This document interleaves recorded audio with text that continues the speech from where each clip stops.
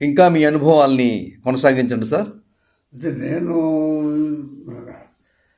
ఈ శ్రీకాకుళం వచ్చి పనిచేస్తున్నప్పుడు కూడా రహస్యంలో ఉండేవాడిని.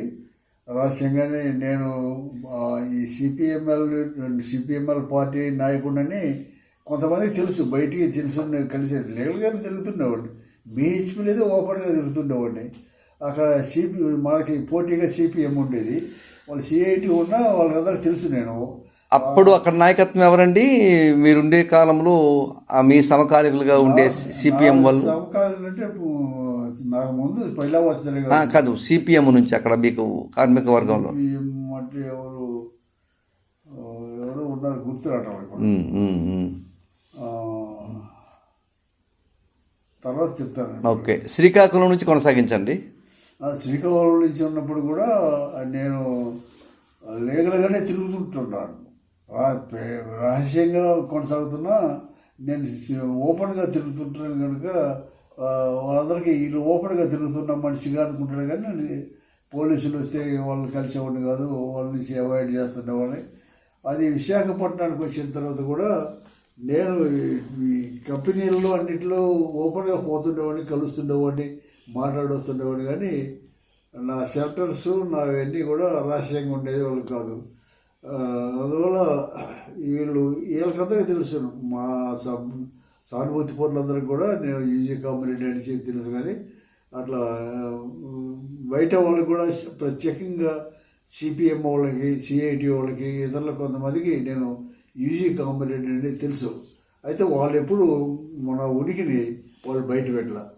అట్లా ఉండింది. అట్లా ఉండే తర్వాత నెల్లిమర్ల పోరాటం వచ్చేసింది. అందువల్ల నెల్లిమర్ల పోరాటం మీద ఎక్కువ కేంద్రీకరించాం. విశాఖలో ఇట్లా స్టెబిలైజ్ అయ్యాం.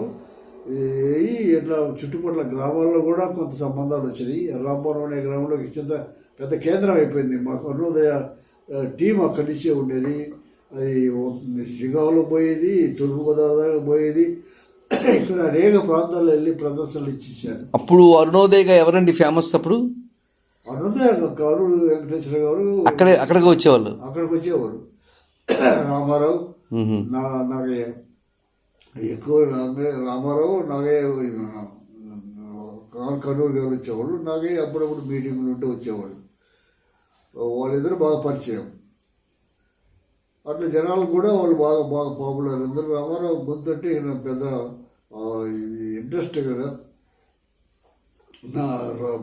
మామూలు కానూరు గారు వేదికలు ఎక్కేవాడు కాదు, కానీ ట్రైనింగ్ ఇచ్చేవాడు, వాళ్ళు కోచింగ్ ఇచ్చేవాడు, వాళ్ళ తరఫు ఇచ్చి తయారు చేసేవాడు తప్ప రామారావు వేదికలు ఎక్కువ. ఈ ట్రైనింగ్ ఇవ్వటం కొంచెం తక్కువ, కానీ వేదికలు ఎక్కి పాటలు పాడి ఉత్తేజాలు చేసే ఇది పెద్ద శక్తిమంతుడు. అట్లా నెల్లిమర్రలో మేము అయిన తర్వాత నెల్లిమర్ల నుంచి అప్పుడు లీగల్గా హైదరాబాద్లో ఆఫీస్ ఓపెన్ చేయాలని చెప్పి అనుకున్నాం. మన సంబంధాలు పెరిగినాయి గ్రామాల్లో.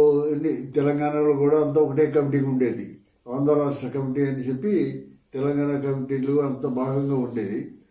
అక్కడి నుంచి దాన్ని కూడా కోఆర్డినేట్ చేయడానికి ఒక ఆఫీస్ పెట్టుకోవాలని చెప్పంటే, అప్పుడు మాకు ఎమ్మెల్యేగా గుమ్మడి నరసింహ గారు కలిసి ఎన్నికై ఉన్నది 2 టర్ము. ఆయన టర్ములో ఆయనకు ఒక ప్లాట్ ఇచ్చారు హైదరాబాద్లో. ఆ ప్లాట్ అంతా గుంటూరు ఇదంతా ఉంటుంది. అక్కడికి పోవాలంటే మరి ఏదో పేట పేరు, అక్కడికి మన జనాలు వచ్చిన వాళ్ళు పోవాలంటే ఆటోలు పెట్టుకొని పోవాలా, బస్సులు తక్కువ.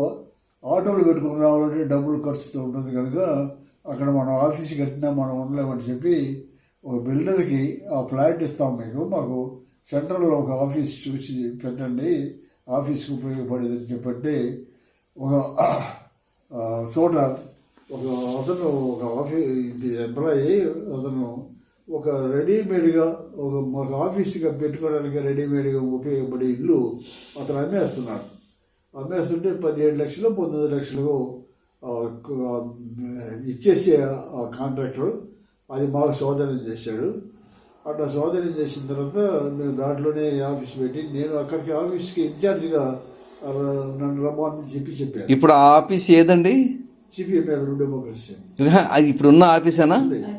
ఇప్పుడు కొనసాగుతున్న ఆఫీసేనా? ఆఫీస్